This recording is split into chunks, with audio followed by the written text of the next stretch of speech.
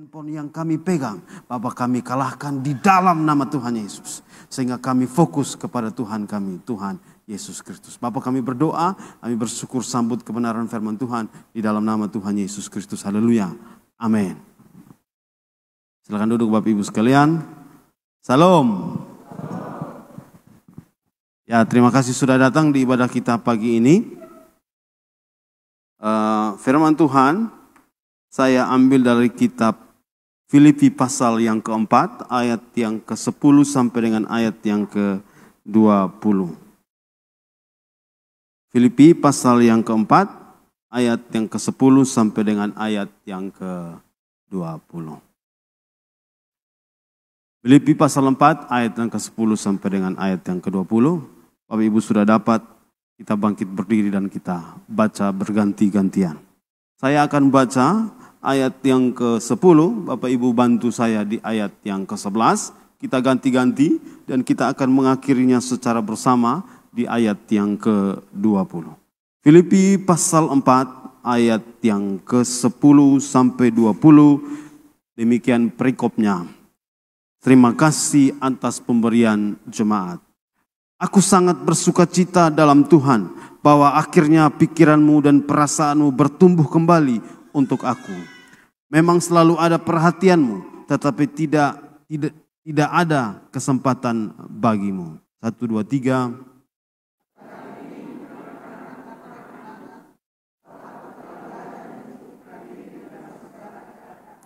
Aku tahu apa itu kekurangan dan aku tahu apa itu kelimpahan. Dalam segala hal dan dalam segala perkara, tidak ada sesuatu yang merupakan rahasia bagiku.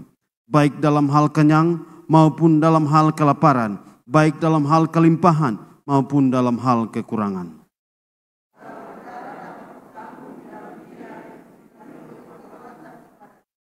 Namun baik juga perbuatanmu, bahwa kamu telah mengambil bagian dalam kesusahanku.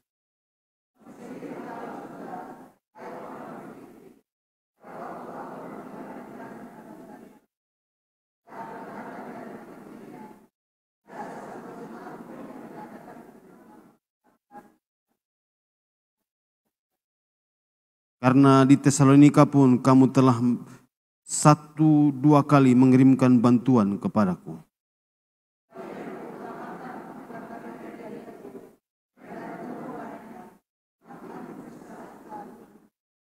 Ini aku telah menerima semua yang perlu daripadamu, malahan lebih daripada itu.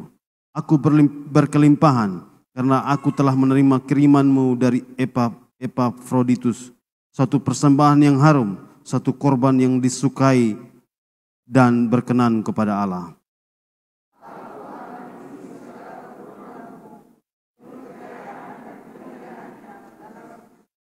Satu, dua, tiga. Dimuliakanlah Allah Bapa kita selama-lamanya. Amin. Bapak Ibu silakan duduk kembali. Terima kasih sudah bersama-sama membaca firman Tuhan. Ya, saya memberi judul di layar, menjadi puas. Bapak Ibu kekasih Tuhan Yesus, kalau kita membaca perikop ini dalam kitab Filipi pasal yang ke-4 ini, khusus ayat 10 sampai dengan ayat yang ke-20 ini, ada satu ayat yang sangat menarik. Dan sering sekali menjadi ayat yang dipakai semua orang percaya, termasuk saya dan termasuk kita semua. Kita akan masuk dan belajar bersama dari 4 hal yang saya ambil dari kitab Filipi pasal 4 ayat yang ke-10 sampai dengan ayat yang ke-20.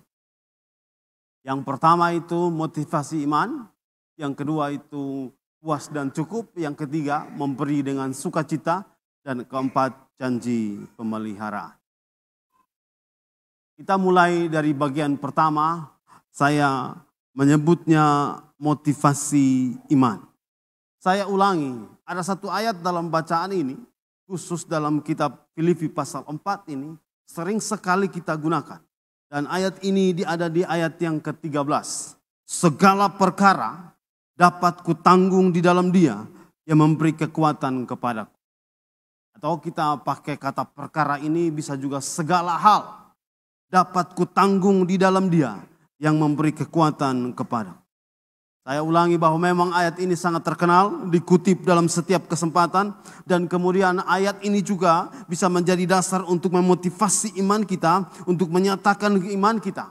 Tapi kadang-kadang penyampaian dan menggunakan ayat ini dengan cara yang tidak tepat, tidak sesuai dengan konteks yang ada, sesuai dengan perikop yang kita baca, mulai dari ayat yang ke-10 sampai dengan ayat yang ke-20. Kalau kita telusuri ayat 10, kita telusuri ayat yang ke-11, kita telusuri ayat yang ke-12 sampai dengan ayat yang ke-13, kita menemukan bahwa ternyata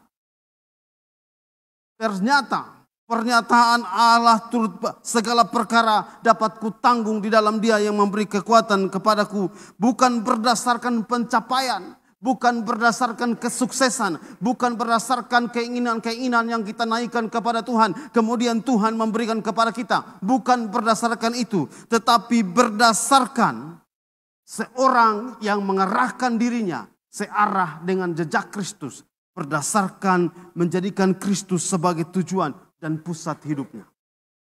Kita tahu bahwa Rasul Paulus menulis surat ini dalam keadaan di penjara.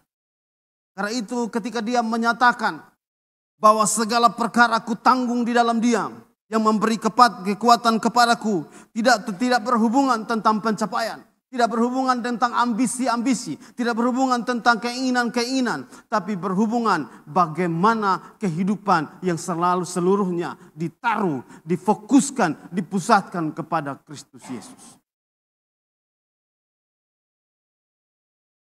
Surat yang Rasul Paulus berikan kepada jemaat Filipi, termasuk di pasal 4 yang kita baca ini, adalah surat yang keadaan Rasul Paulus dalam penjara. Surat di mana dia tidak ada kepastian. Surat di mana kehidupannya sementara ada dalam masalah paling besar, sementara ada dalam penjara. Dia di penjara karena mengabarkan Yesus Kristus adalah Tuhan, mengabarkan bahwa Allah mengasihi manusia. Dan karena Allah mengasihi manusia, Allah memberikan Yesus Kristus sebagai bagian persembahan supaya setiap manusia berdekat dengan Allah Bapa.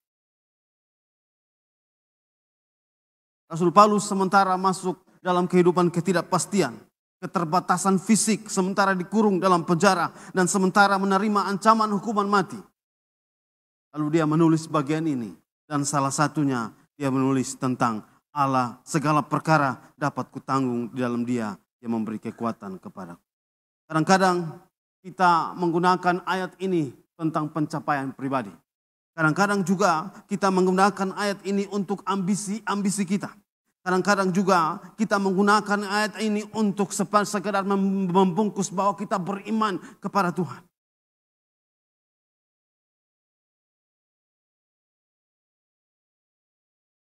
Ingat baik-baik ketika kita masuk dan bicara tentang bagian ayat ini. Ibu kasih Tuhan Yesus, bahkan kadang-kadang ketika kita menggunakan segala perkara kutanggung di dalam Dia, kita lalu menekankan kutanggungnya. Kita menggunakan yang aku dapat, yang beta bisa. Kita menekankan kemampuan kita bahwa ini bisa terjadi karena beta. Lalu melupakan bahwa ada kekuatan Kristus yang ada bersama-sama dengan kita. Rasul Paulus menulis ini dan menyampaikan bagian penting tentang bagaimana bahwa Allah bersama-sama dengan dia dalam masa paling sukar. Allah bersama-sama dengan masa paling kelimpahan. Kalau kita baca dan kita telusuri, ketika kita mulai menggunakan ayat yang ke-13 dalam kitab Filipi pasal 4 ini, kita harus ingat bahwa di ayat yang ke-12 Rasul Paulus bilang begini, aku tahu apa itu kekurangan. Aku tahu apa itu kelimpahan. Aku tahu apa itu kenyang. Aku tahu apa itu kelaparan.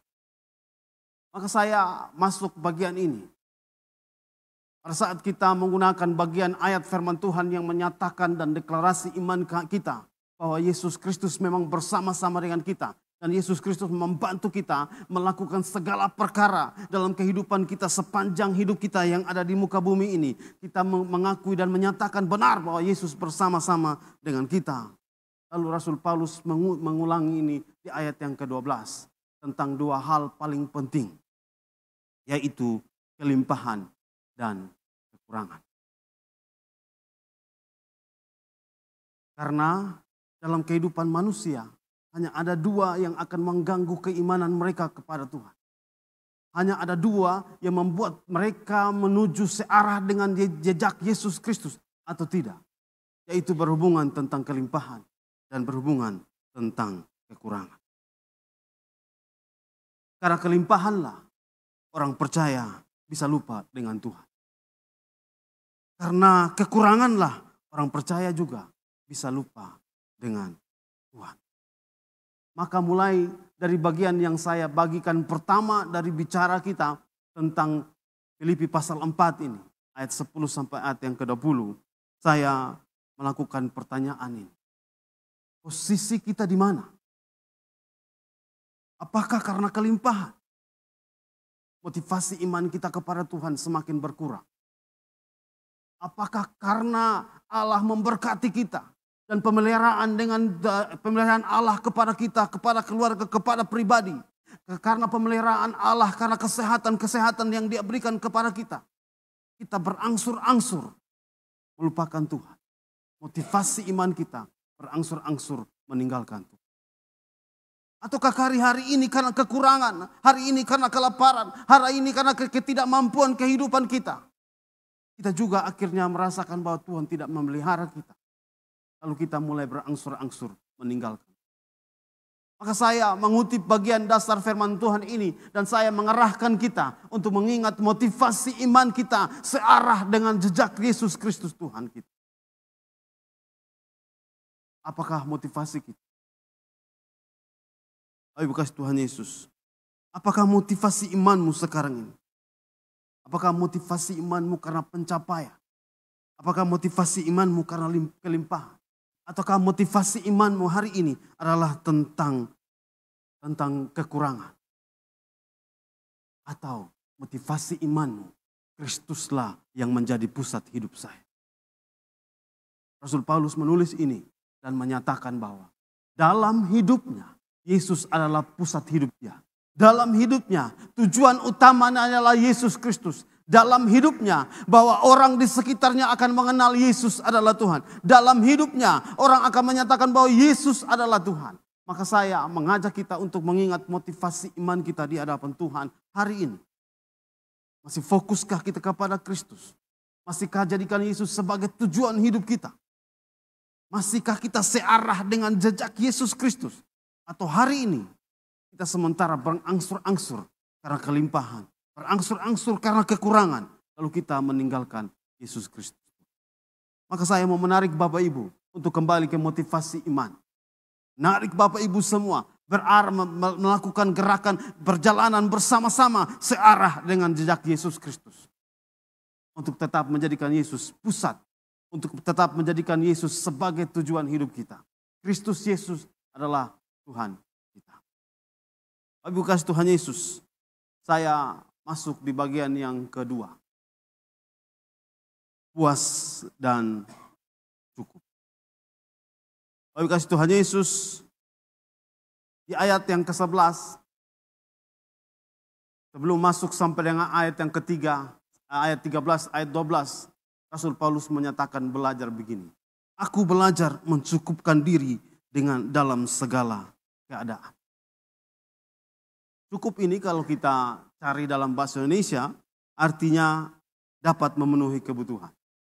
Kalau kita masuk ke puas, maka puas artinya merasa senang. Kebutuhan-kebutuhan, keinginan-keinginan sudah terpenuhi.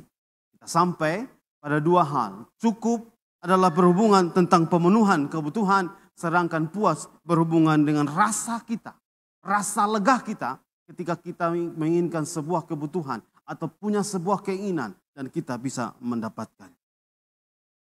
Kalau kita lihat kehidupan kita, Bapak Ibu kasih Tuhan Yesus. Kita tidak dilahirkan dalam keadaan merasa cukup. Kita dilahirkan dengan merasa kurang. Kita kurang segala sesuatu. Karena itu kita berusaha untuk mendapatkan segalanya dengan lebih banyak. Kita berusaha untuk melakukan segalanya dengan lebih baik. Kita terus mencari supaya kita bisa puas.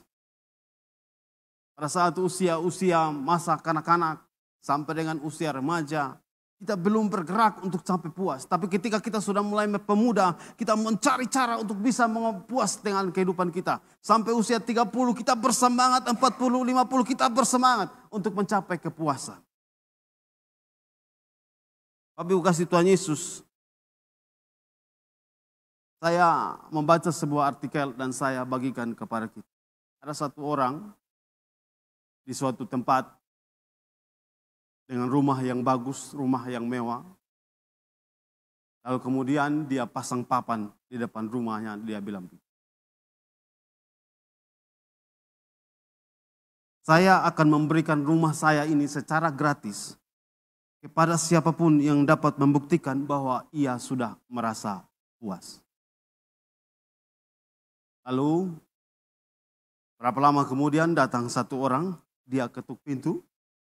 Kemudian dia datang dan dia menyampaikan bahwa saya sudah merasa puas. Saya sudah puas karena saya sudah mendapatkan segala apa yang saya inginkan. Saya juga punya keuangan yang baik, saya punya keluarga yang baik. Anak-anak saya juga bisa bertumbuh dengan baik dan mereka punya penghidupan yang baik. Saya merasa kehidupan saya sudah puas. Pemilik rumah ini lalu bertanya kepada dia, kalau memang kamu sudah puas, kenapa kamu menginginkan rumah saya? Bapak Ibu kasih Tuhan Yesus, ini bagian yang saya mau sampaikan kepada kita. Kepuasan, kecukupan itu bukan berasal dari sekitar kita, tapi berasal dari hati kita, dari hidup kita. Kalau kita masuk ke dalam Yesus Kristus Tuhan, maka kepuasan dan kecukupan kita adalah karena Kristus ada dalam hidup kita.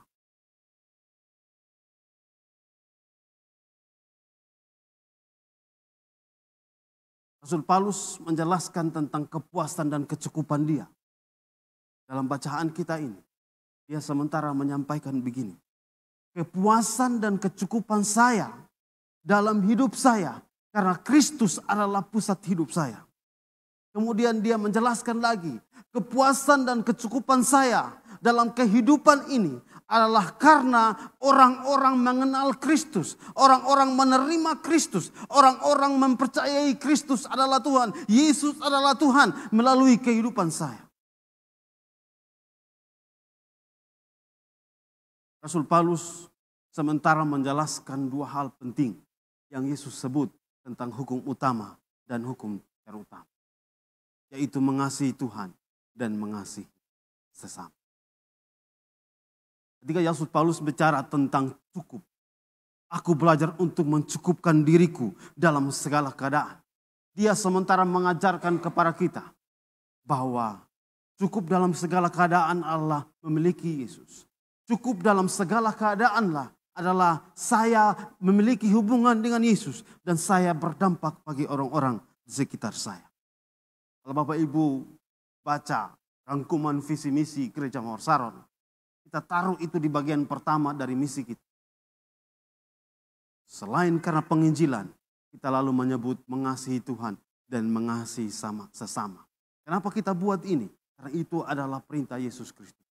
Kenapa saya juga mengerahkan berita firman Tuhan pagi ini dan bicara tentang puas dan cukup? Saya ingin menyampaikan kepada kita untuk tetap menjadikan Kristus Yesus sebagai pusat hidup kita. Untuk menjadikan Yesus betul-betul tujuan hidup kita. Baik kasih Tuhan Yesus, ini bagian yang kedua. Saya mau Bapak Ibu untuk punya waktu yang cukup dan puas dengan Yesus Kristus Tuhan. Kalau Bapak Ibu lihat pergerakan dan kegiatan di Gereja Mawar Saron, Bapak Ibu tahu ada hari Rabu doa 1 jam yang kita buat sama-sama.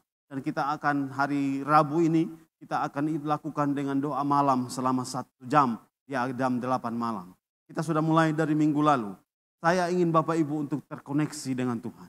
Saya mau juga kita semua saling berbagi kehidupan kita dan berdampak kepada orang sekitar kita dalam ibadah-ibadah kita. Bapak Ibu kasih Tuhan Yesus, ini bagian yang kedua yang bisa saya bagikan kepada kita. Bagian yang ketiga, memberi dengan sukacita.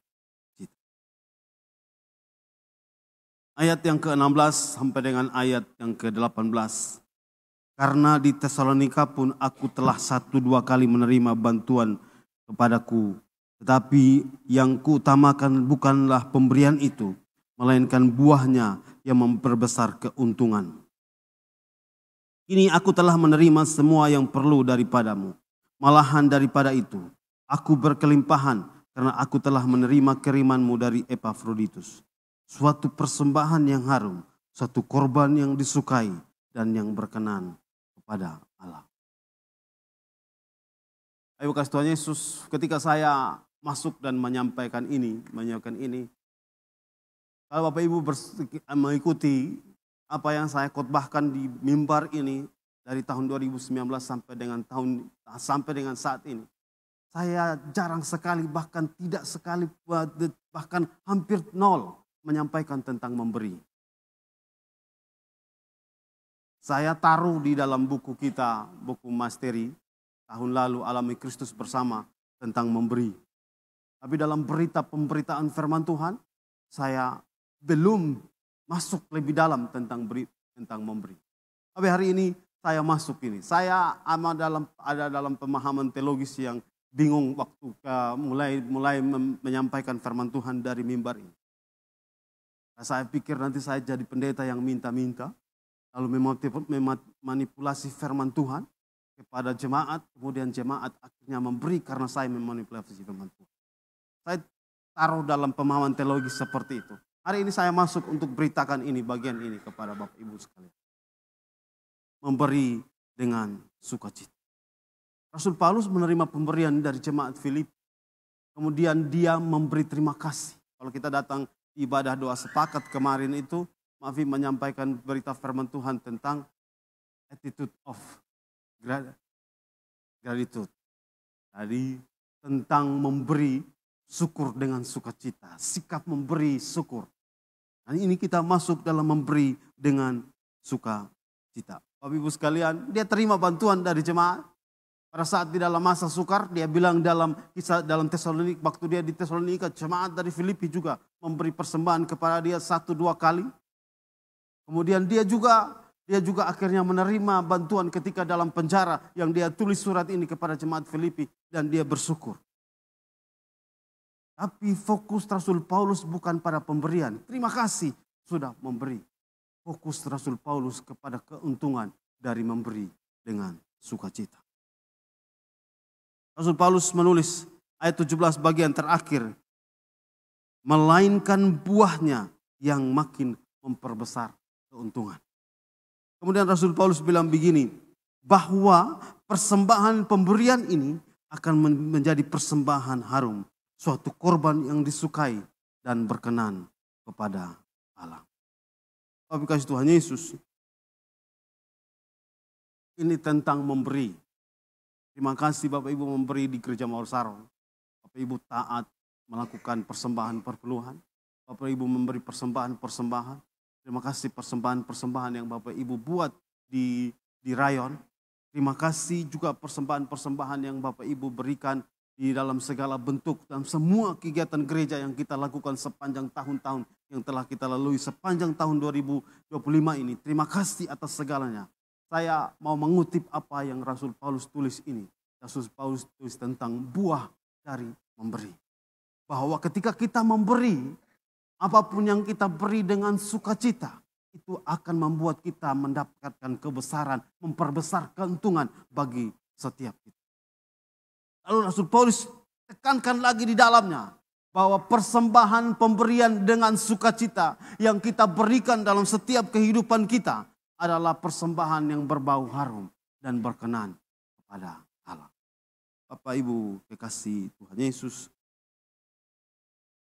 memberi itu juga ibadah. Ketika kita memberi, kita sedang melakukan sebuah ibadah. Kita memberi kepada gereja-gereja di mana kita kunjungi sepanjang tahun ini, 2 tahun ini. Kita memberi dengan sukacita. Bapak Ibu memberi dengan baik. Terima kasih telah melakukan hal yang baik. Saya mempercayai kita memperbesar keuntungan yang Tuhan berikan kepada kita. Saya juga mempercayai bahwa persembahan pemberian kita itu akan berbau harum dan berkenan kepada Tuhan. Nah, di bagian ini yang sering saya tidak mau masuk. Masihkah kita memberi? Masihkah kita memberi? Masihkah kita mau untuk memperbesar keuntungan kita? Masihkah kita mau supaya ibadah kita ini berbau harum dan berkenan kepada Allah? Maka saya mengajak Bapak Ibu untuk melakukannya lebih lagi. Di kesempatan-kesempatan melakukannya lebih lagi. Dan Tuhan memberkati Bapak Ibu. Biarlah Bapak Ibu semua ada dalam keuntungan besar. Ada satu di gereja kita, ada program pembangunan rumah jemaat yang sementara ini kita sudah setengah tembok, sudah masuk ini. Terima kasih atas bantuan-bantuan yang diberikan. Jemaat Rayon C, saya memperbesar kapasitas jemaat Rayon C untuk memberi dan mereka memberi. Terima kasih apa yang Bapak Ibu sudah buat. Tuhan memberkati sehingga pelayanan kita, program kita yang terlaksana dengan baik. Selanjutnya, bagian akhir dari berita firman Tuhan ini. Janji pemeliharaan Tuhan. Ada ayat yang menarik di ayat yang ke-9. Allahku akan memenuhi segala keperluan menurut kekayaan dan kemuliaannya dalam Kristus Yesus. Bapak Ibu kasih Tuhan Yesus. Tapi bagian ini sampai kepada ayat yang ke-20. Ternyata dimulai dari kehidupan yang terkoneksi dengan Kristus. Kehidupan yang tahu bahwa kalau saya dalam kelimpahan itu karena Tuhan. Kehidupan yang tahu bahwa saya dalam kekurangan. Saya sudah buat semua kapasitas saya sampai saya dalam kekurangan. Saya tahu karena Tuhan mampukan saya untuk ada dalam masa. Kehidupan yang terakhir itu berkata, Allah akan memenuhi segala keperluan. Tapi kasih Tuhan Yesus, kenapa Rasul Paulus tulis bagian ini? Karena di bagian ketiga yang tadi saya sampaikan tentang memberi. Ternyata Rasul Paulus bilang begini, tidak semua orang mendapatkan kesempatan untuk pemeliharaan dari Tuhan jika kita tidak memberkati orang lain. Jika kita tidak memberi, jika kita tidak terkoneksi dan menjadikan Yesus itu sebagai pusat dan Kristus itu sebagai tujuan dari hidup kita, maka pemeliharaan Tuhan tidak ada dalam kita. Bahkan bisa kita gunakan kata negatif dari ini, bahwa Allah tidak memenuhi keperluan kita dan Allah tidak memberi kekayaan dan berkelimpahan dalam kehidupan kita. Jika kita tidak fokus kepada Kristus, jika kita tidak menjadikan Kristus benar-benar Tuhan di hidup kita. Jika kita juga tidak beribadah dengan cara memberi dalam hidup kita. Bapak kasih Tuhan Yesus, ini 4 bagian yang saya mau bagikan kepada kita. Saya mau tarik Bapak Ibu sekalian, jemaat Tuhan, untuk kembali fokus kepada Kristus.